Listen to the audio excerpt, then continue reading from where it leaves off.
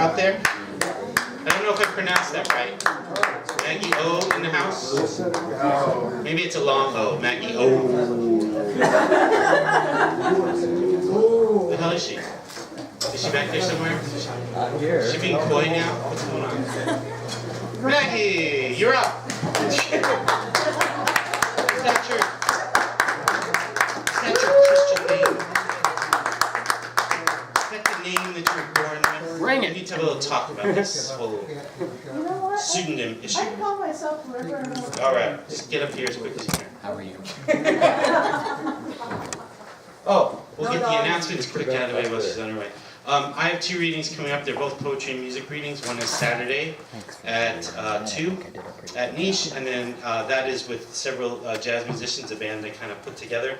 And March 22nd with the pianist Beth Karp at Angst, right next door to that. It's easy to find, right next door to the Kiggins Theater. And if you'd like to see me and Beth, we performed together at the Lanzhou Chinese Garden last fall, and that video is available online, thanks to Tiffany Berber-Schramm, our videographer. Yeah, so once again, let's welcome Maggie O.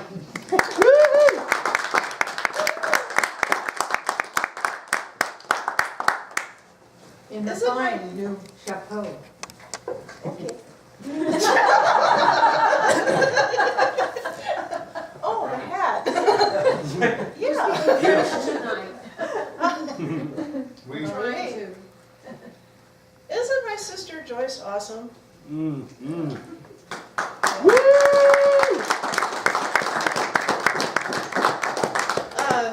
Shameless plug. I will be hosting next week at Paper Tiger with the assistance of my significant other, Russ. And I'm going to share tonight The Spell of the Yukon. And then next week I'm not going to read any of my own work. I'm going to share another poem out of this book. And it's by Robert Service. The Spell of the Yukon. I wanted the gold and I got it. I scrabbled and mucked like a slave. Was it famine or scurvy? I fought it. I hurled my youth into a grave. I wanted the gold and I got it. Came out with a fortune last fall. Yet somehow, life's not what I thought it, and somehow the gold isn't all. No, there's a land. Have you seen it? It's the cussedest land that I know.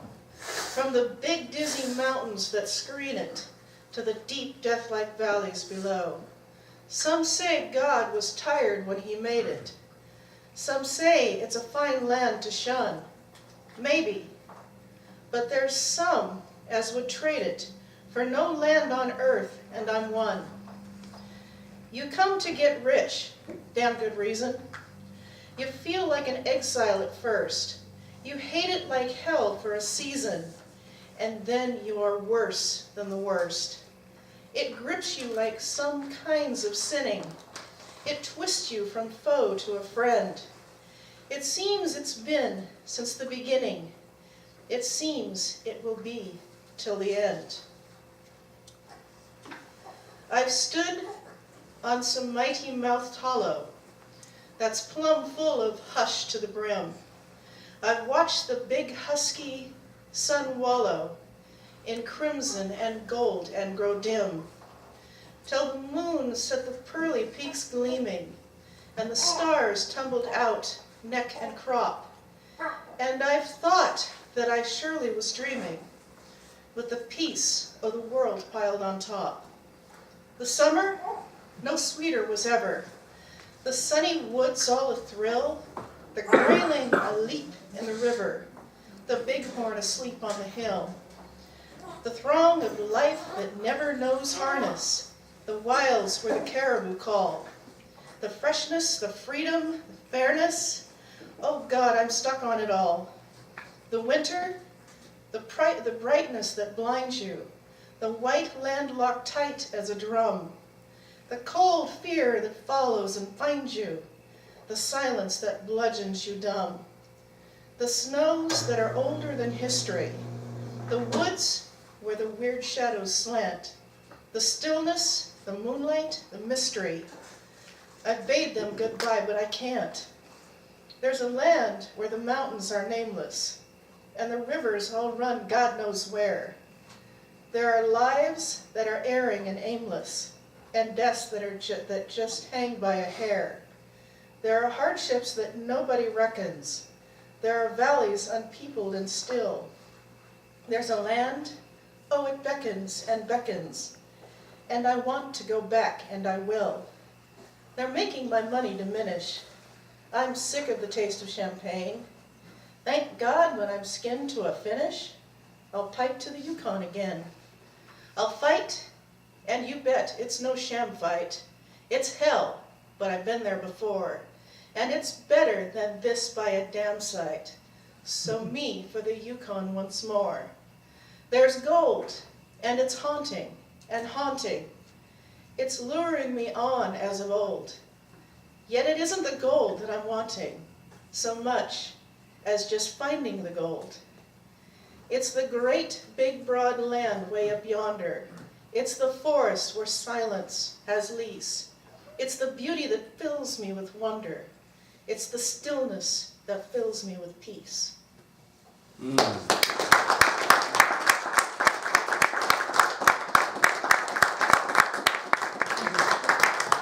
Favorite poets.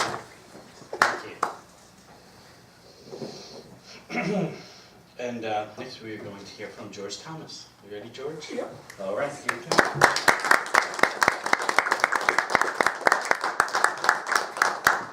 go. Okay, 5 more poems into this book. We're not to the sex yet. Oh. So you're gonna Hurry up. Come on. And by the way, I missed it. What was it? Christopher has mentioned once or twice about those of us who are hard of hearing. And I mean, I do have hearing aids. And some of you have very gentle and soft voices, and I sometimes don't hear but 2 or 3 words. And so when you can, it's nice to use this. Now my voice, I don't think, can everybody hear this? Yeah. I got a loud voice, okay. But so if you can remember to do that, it helps someone like me. I'm an old, decrepit man, and pretty soon I'll be walking down the street without any clothes on. Lots of people calling me over and saying, "Son, you can't look like that." What? Oh, a drapery. All right, 5 more poems. I'm going to do them 5 at a time. Okay, this bed of mine gives me pleasure. Nothing more than a sleeping bag folded once, a sheet thrown over, topped off with a delightfully pink electric blanket. I used to awake in a real bed, but it was borrowed, and the lender took it back.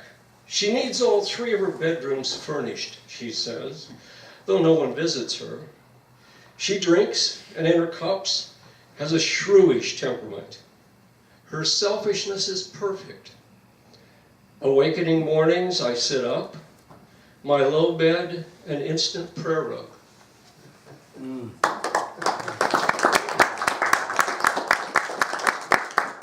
The old-fashioned tub with lion paw feet, I sit in it, Han Shan, a stranger to myself, uncentered, miserly, in a small gray house, a failure by all accounting methods, a toyless potentate, sarcastic, washing my own back, painfully contorting my frail body to reach it. Perhaps I should invest in a back scrubber, but that would cost me my exquisite pain.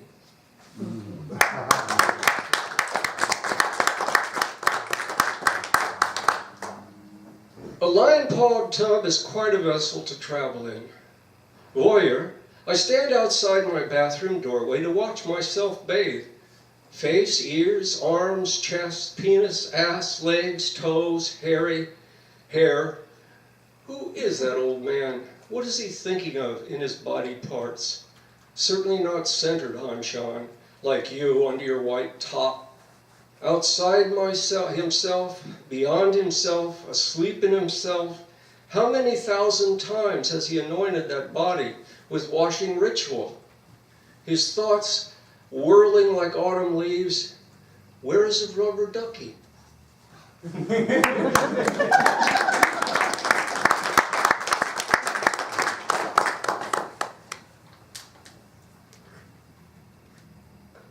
Wait a minute. He's an old guy. I skipped some. I got to go back. Okay. So there'll be a few more than 5. Women. Now there's a universe for you. A pretentious male in a silly French movie said, "The bodies of women are incredible." I know the hazards of it that way. A man can never grow old in peace. Along with my varicose leg, my bifocal vision, I clump through this lifetime of mine, still wearing the essence of my calamity, the indelible mystery of women, like a Venusian perfume.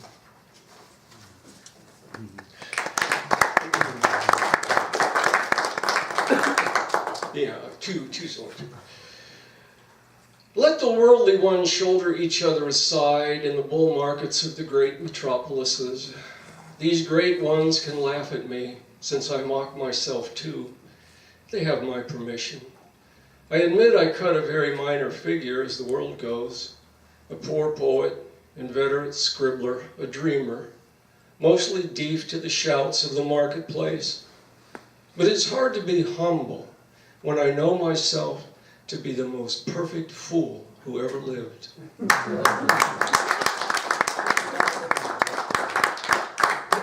Okay. This has capital letters in it. What would men do without above and below, without up or down?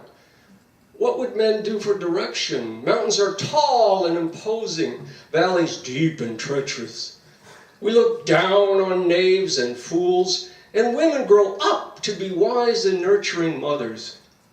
Can it be true, as the dead prophet suggested, that there is wisdom in becoming as little children? A medium short gnome, I ponder these mysteries.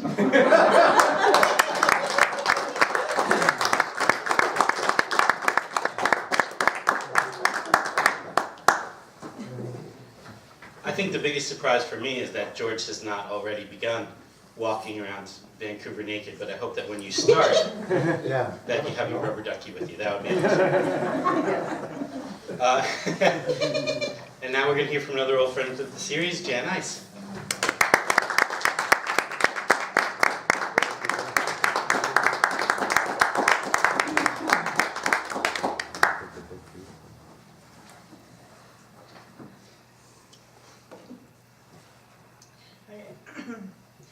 My world is liquid, flowing melodies and rainbow waterfalls.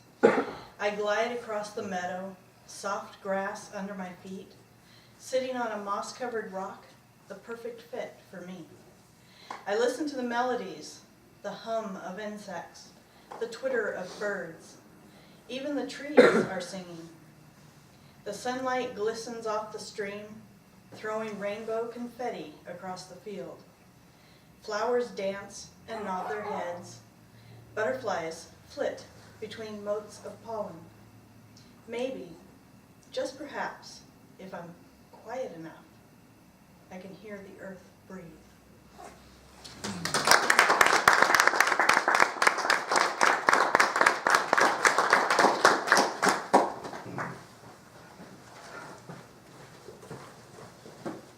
I just wanted to show everyone that if the stand is the issue, if it's bugging you, just pinch on that. And you can do this, and it can make you sound godlike and powerful. All poets love that shit, don't they? Okay, I just thought I would demonstrate that. Another thing we never demonstrated is that if it's too short or too tall, you get a good hold of it, because you can see it's kind of rickety. And then you unscrew at the middle, and you can adjust that way. And people will deal with it. They'll be okay if it takes you a couple seconds to do it. I don't think anyone would hold it against you. Can I redo my reading? No. But next time, make sure it has extra jiggling of the microphone stand. Okay, next we're going to hear from Melinda Bell.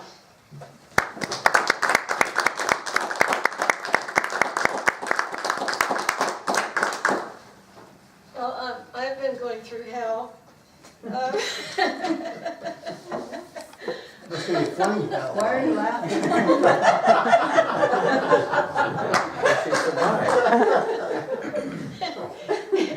And one reason I've been going through hell is that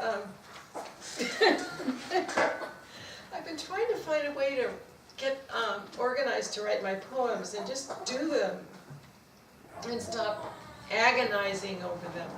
And then I remembered, I think William Stafford said, if you're having a hard time writing your poems and getting started, lower your standards. And that really helped. I think Groucho Marx actually said Or then, Nike, well, then you do just it. ruined my life and I'm Yeah. back in hell then, so. This is supposed to move down. Oh, this is a game. they were watching you, well. That's gonna go help. Thank you. So anyway, so I thought, okay, I finally have a title for my book of poems. The first ones don't count because they were written before I heard what William Stafford said. But now that I've been liberated, I've found out that my book is going to be called, I'm working on this project called, if I can remember it,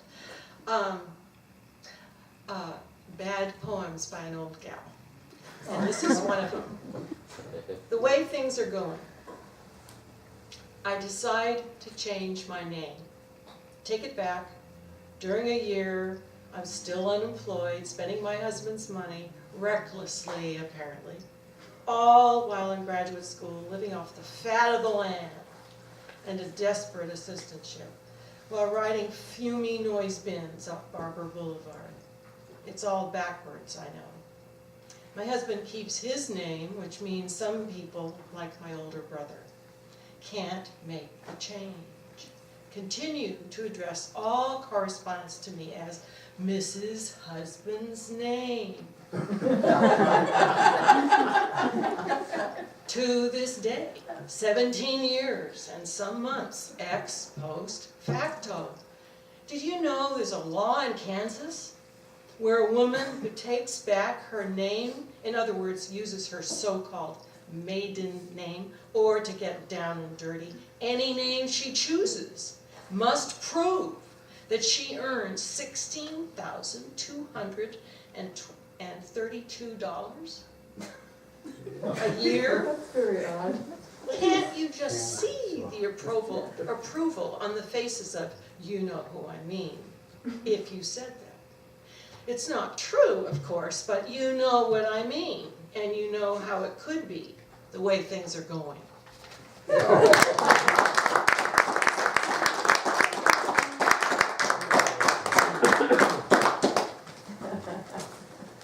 Okay, on the last Tuesday of every month, there is a cool, fun, open mic reading that happens at Barnes & Noble in Vancouver, and one of its hosts is here with us tonight, Rainy Knight.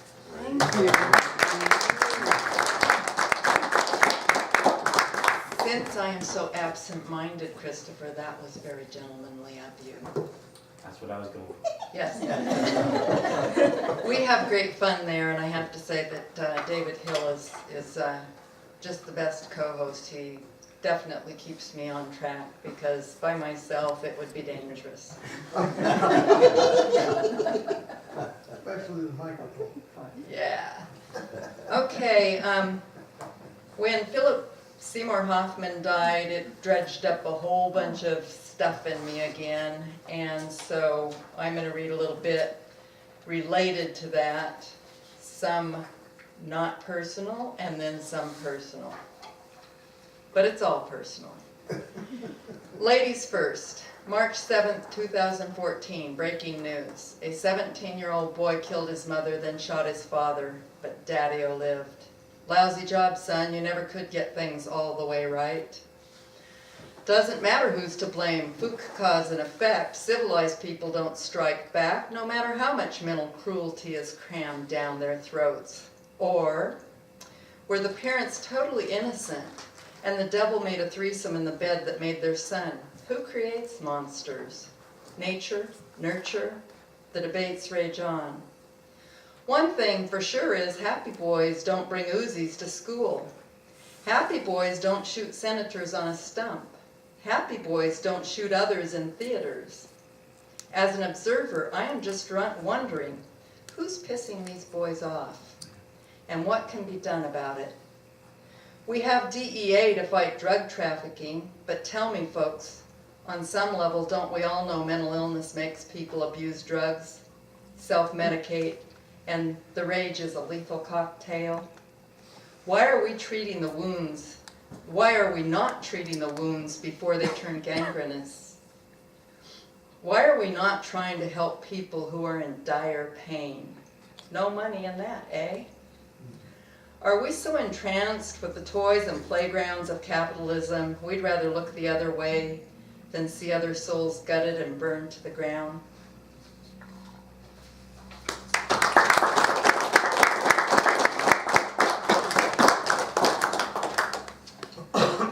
Mystery. A placard over her probation officer's desk read, "How do you tell when an addict is lying? Their lips move." I remember chuckling at that. Years later, I would laugh at the irony after I lived it and learned it was sadly true. Who procreates thinking they'll make a rebel, criminal, an addict? Nobody, I'd guess, certainly not me. It isn't especially heart-wrenching when a mother is anti-drugs and a law-abiding citizen to boot. However, I bought the ticket and was pushed onto a path unwittingly. It's been one hell of a ride, like a team of runaway horses pulling my Conestoga over prairie dog holes and hard desert shards at breakneck speed. And when the ride was over, she looked at me with hateful eyes and screamed, "I never want to see you again!" All those buckwheat pancakes and French toast and cherry cheesecakes and the trips to the beach and the mountains and the parks, all the jeweled blue jeans and spangled sweaters and boom boxes and Walkmans with all the tapes of her favorite music would not buy my redemption. Nor would listening at meetings with attorneys, sitting as close as allowed in court, praying and praying and praying, facing her punishment with grace and regularly visiting when she was incarcerated, wondering how my child learned not to value freedom. Inconceivable to me. But still wanting to save her, not to dominate her, but wanting the best for her. However, pot and the beer and the burglaries and arsons and the camaraderie of chain-smoking endless cigarettes with fellow travelers down that same decadent road were all that mattered. And sitting in the stillness, I had to wonder whether she somehow knew I'd burned the letters in her treasure chest from fellow ex-cons. Was that why she hated me so?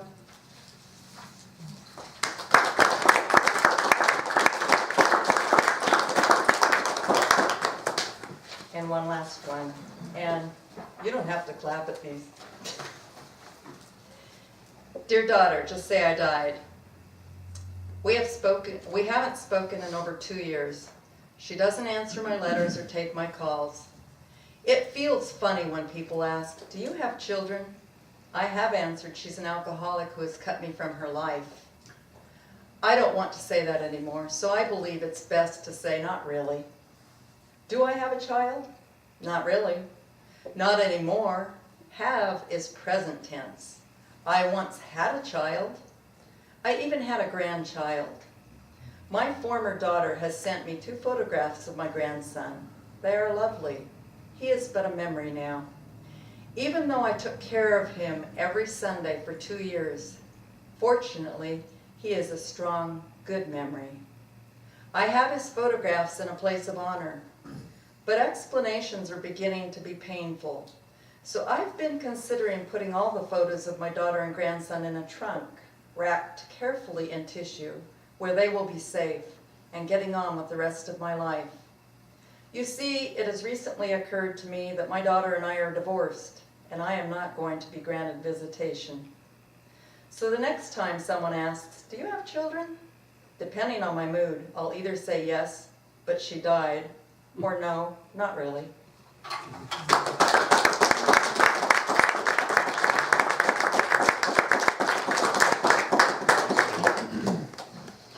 And I neglected to say earlier that, Tony sends her regrets. She's just really worn out and needed to rest tonight, but I think she's looking forward to being back with us again next month, and she really wanted me to make sure to say to you, Joyce, that she's sorry that she couldn't be here tonight. And so you won't have to hear just from me next time. Tony will mix things up. As a matter of fact, Tony's going to be helping Em with her feature, so you'll get to hear even a bit more of Tony than you usually do here. Next we are going to welcome Russell Monroe.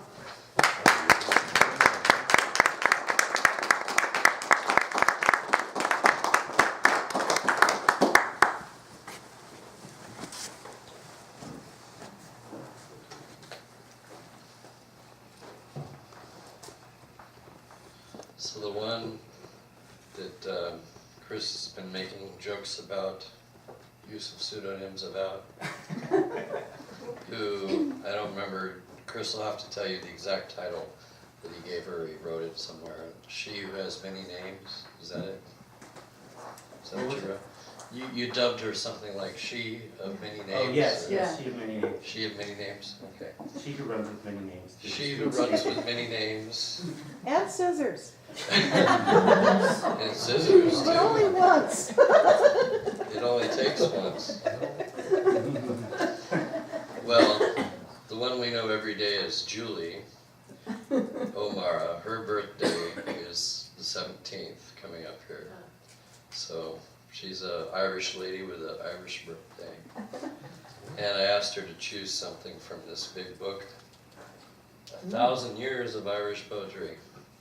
And she chose The Leprechaun by Robert Dwyer Joyce.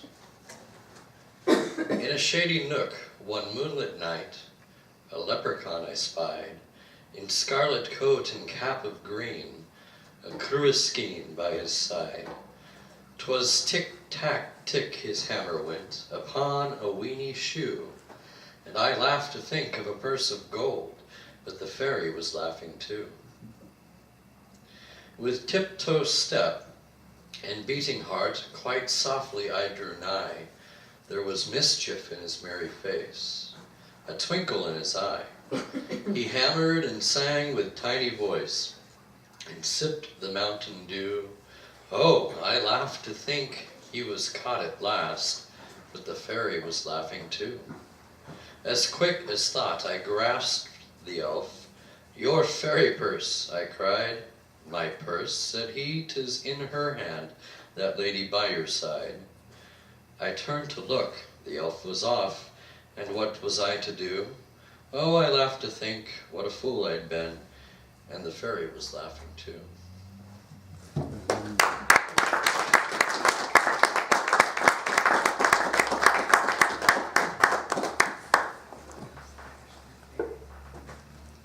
And then looking through the book, I found this other one by Seamus O'Sullivan. This is called The Twilight People. It is a whisper among the hazel bushes.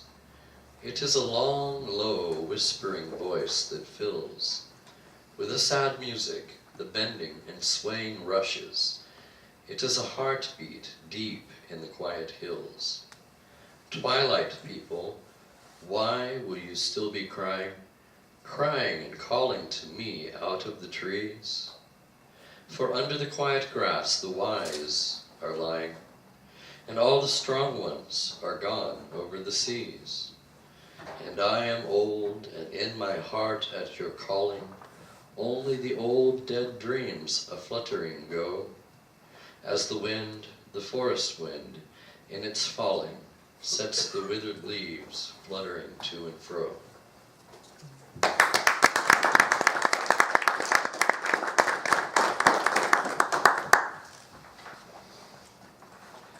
forgot all about this, and in conversation with Rob outside on the intermission, I remembered this piece that I have in Process about process. We got into that little meta conversation. I don't know, I'm calling it playing with thought. When you're taking something, you don't have a definition, you're just watching where it goes. And you don't have parameters on it. And so the thought was, what is a poet for? And then what is a poet is kind of a different thought, but similar and related. And so I was playing with those and then got distracted with a different thought that came up about, well, just exploring what is the process. And not just for writing, I meant it on a larger level, just the creative process. What is that process?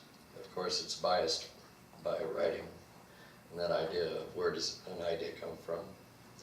So I remembered then with the conversation with Rob that I have this piece that's in process about process. Promethean exhalation provides the impetus of existence, a thought, a dream, vision, observation, shaken out of the hyponoia of mundane days. Languor is shattered by solar rays, lancing through the aqueous veil. The light of Logos will prevail. An idea gestates, following its moment of conception. Love flowing from the lexinot embraces the dance, ribboning from the spiral, and a gambol is engaged. Marinating in the mind, it waits. Amorphous, malleable, with line, hook, and worm, it baits the next finger press or thumb nudge. So.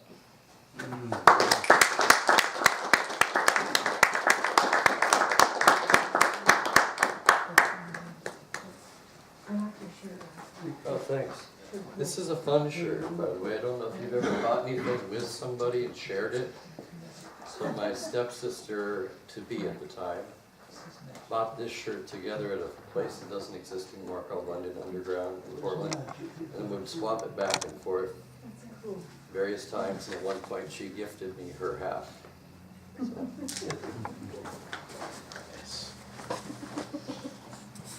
So. I was kind of marveling tonight, listening to everybody, thinking about how many of the people who read, so many of the people in this community and so many of the people who read here tonight have books, chapbooks, different kinds of books available. Some of them are available here that I really couldn't, we'd take up a lot of time if we mentioned them all. And so, why don't you raise your hand if you have a book of any kind that's been published at any point, whether you published it yourself or someone else did, just raise your hand. See what I'm talking about? Check with Mel about which ones are over there, just go and look at the counter, because I mean back there there's a whole bunch. This is one of the amazing things about Mel, is that the whole counter here is all Northwest writers, and she's got a pretty big section back there near the other poetry books of local chapbooks and things like that. So this is someone not just kind of giving lip service to supporting local writers, but actually doing it, so we really appreciate her for that. And I'm just marveling at the community, marveling at how great this is. And I think part of what made me think of saying this now is that someone here who has several chapbooks that I really liked a lot, and has been a feature here in the series before, is Rob Gurley, and he is up next. Maybe he's going to read something from one of them, I don't know.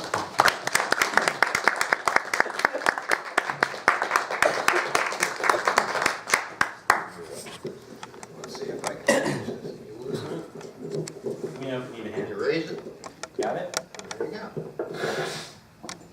Okay, good evening. That's going to look good place. When I don't have any new idea, I go back to revising. And that's what I did a lot of this winter, but I did create some new ones. And this is a revision, kind of break one poem apart and take a piece. Skinflint's synchronous dream. Sitting on the ocean's shoreline border, my view follows the swells coming in gracefully, and busy water flow near our bent legs and feet. When a mammal's head rises within arm's reach, during the instant, stroking smooth, gray skin, before it submerges, there's a skull, blowhole, fin, believing it's a dolphin, where a seal is more likely. Dreamscapes, phantom, image, encounter to ponder. Now we're awakening to our bright screen gadgets. This crumb of confusion goes unremarked until Chris shares a report she has just come across. A short-beaked dolphin pod feeds avidly, spread 5 by 7 miles off Del Mar coast. Noting the synchrony elicits our wide grins. Maybe it still needs some work, thanks.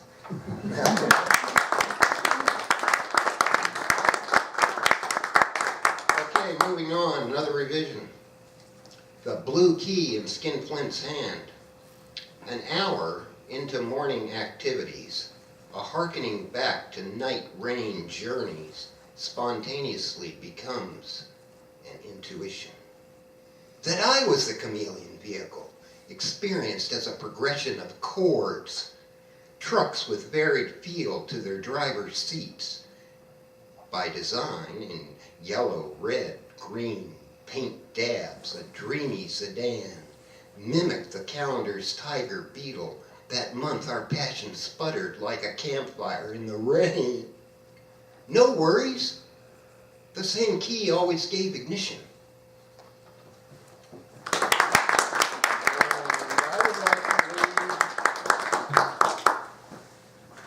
The 17th section of Joseph Brodsky's To Urania, that's the book, and the 17 sections, I think there's even more than that, maybe 20, 21, is called Lithuanian Nocturne. So 17, he's addressing this Urania, which maybe is the muse of astronomy or something like that.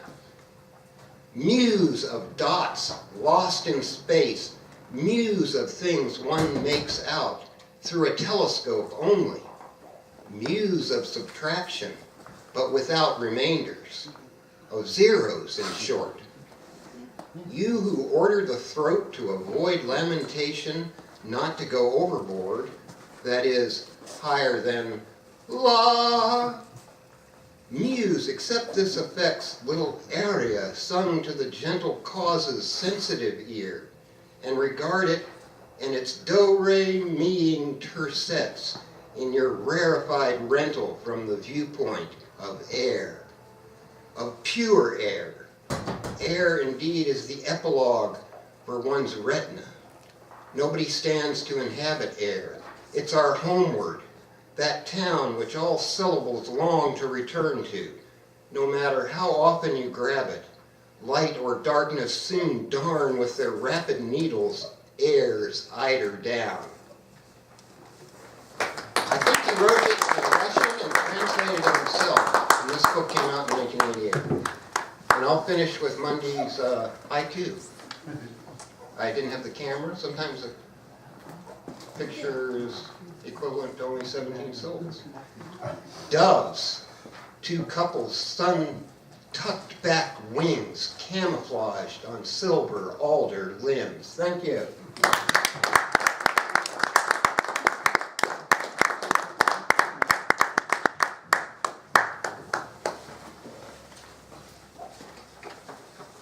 So I began tonight by reading a poem from this book, Feral Squirrel Kisses by G.L. Morrison, and after I read it, GL showed up, and GL is not here as often as we would like to see her, so it's wonderful that she's here. So yeah, let's please welcome GL Morrison.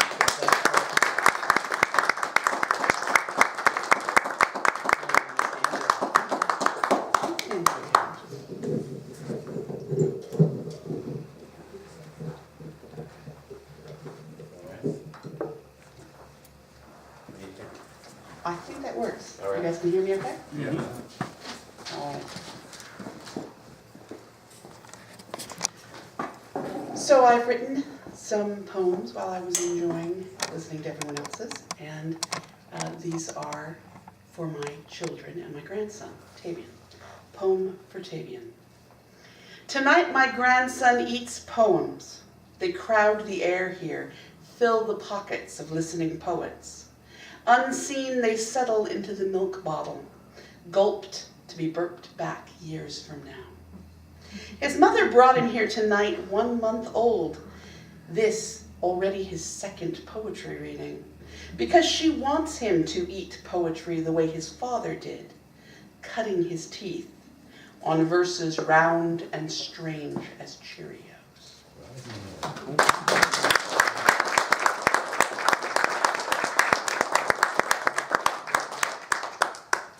More Tavian. Krishna's sun rolled into the world black where his father was blue, warmed in a day to the purple of wine and poetry. The first week striped his majesty in receding regal hues. 1 month old, his divinity is no longer visible to the unenlightened. And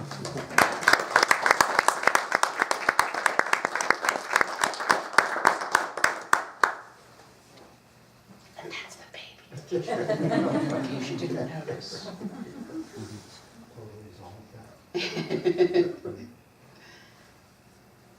So we'll drag him back next month and on until we actually see him laughing appropriately.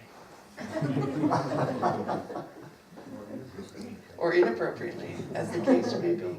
Or laughing at inappropriate things. That's right. Laughing inappropriately and appropriately. So. Baba Yaga. 3 times this house turned its back to the sea and its door toward me. What choice did I have but enter? The hunger outburned any hope or risk, outweighed the distance, which I came to know as regret. What choice did I have but to lay my chin on the shelf beside yours, filling the room with our far-flung bodies, stretched as deliberate as sleep? My memory of our arms and legs open fills the house. Your head in the kitchen, hands flung into the closets, 1 foot in the garage, the heel of the other furrowing the yard. These rooms could not contain what we filled them with, and seemed to grow smaller around us. My house is still filled with the sounds of our sleeping. This was Baba Yaga's dream, that I was a hunger you could never satisfy, and not the woman who followed the top she sent spinning into forests toward other houses. The truth is you were that hunger I fed myself to, until not even bones remained, and so had nothing left of myself for you.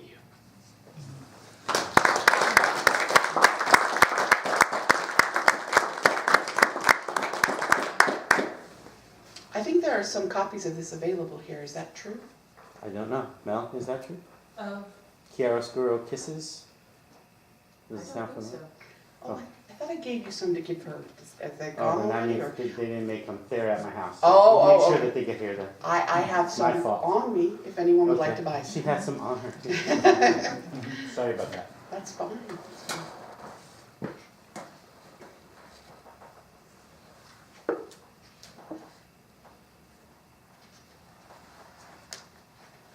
Okay, so I'm going to do Confession, which was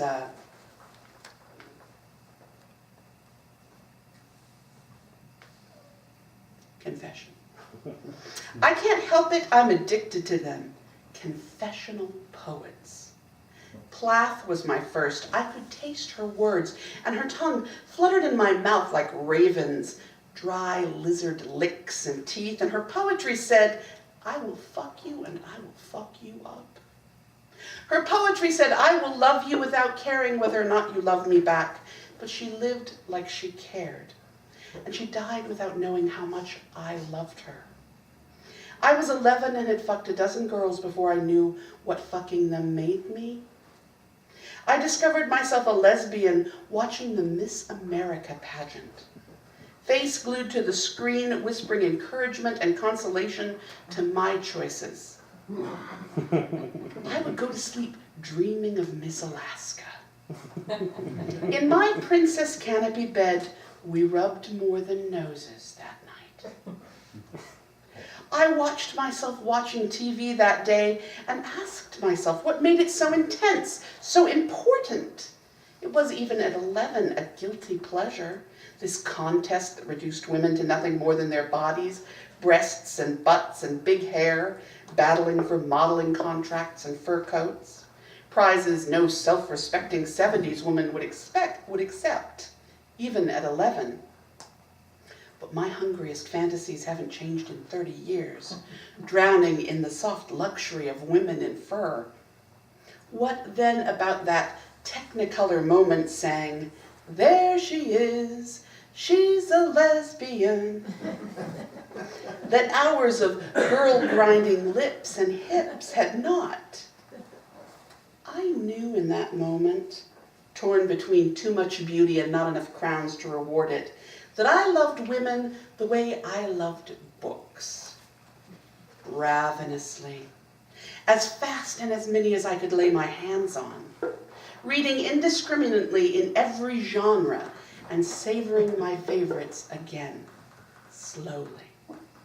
I wanted to own that moment, all those women, to wrap that exact second in leather bindings, lined up on a shelf where I could take down each pout, each whimper, bathing suit, flaming baton, sequined gown, each breathless prom queen, whenever I wanted. I wanted to eat them like poetry. I wanted to bite women and spit fire. I wanted to hear their confessions. I wanted to give them something to confess. Flat as on a page, beauty queens on the TV screen might have thrilled my preteen heart, but poets stole my soul. I have always loved confessional